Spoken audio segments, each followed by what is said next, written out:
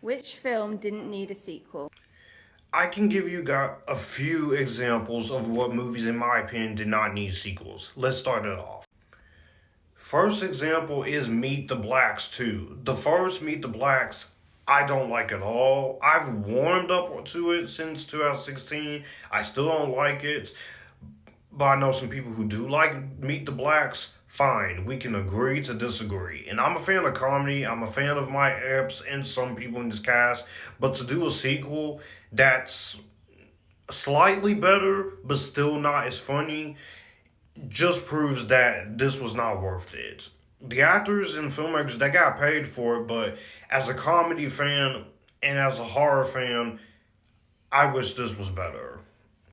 Speaking of comedy, I know some people actually do like this one, and that is Analyze That. I watched this and the first movie for the first time this year.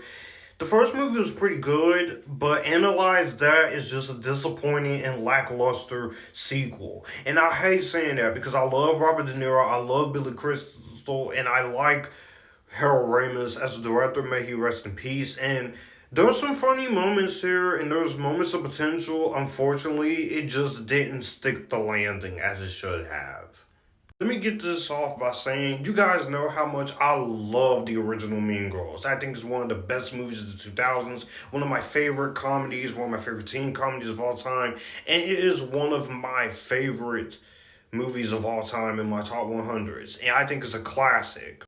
So you can imagine the excitement and the sheer, still soul crushing and embarrassing disappointments that I found with Mean Girls 2. I don't feel like talking shit about this again. It's just this movie pisses me off as a sequel to Mean Girls. It's the same Bender and done that shit, except not as funny, not as creative. There's no Lindsay Lohan, Tina Fey, Rachel McAdams, Amanda Seyfried. There's not even Lacey Chabert. The only returning cast member in here is Tim Meadows. And the only few things I will give this is that I like some of the cast here. There was a few moments that were funny, but this is a downright disgrace for me as a Mean Girls fan. The 2024 movie I haven't seen, but maybe it's probably better than this. But this is an embarrassment for a sequel to one of my favorite comedies ever.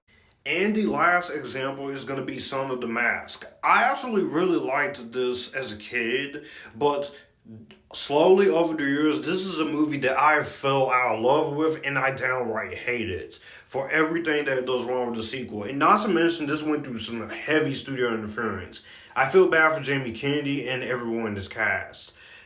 I'll have to review this on YouTube to get my full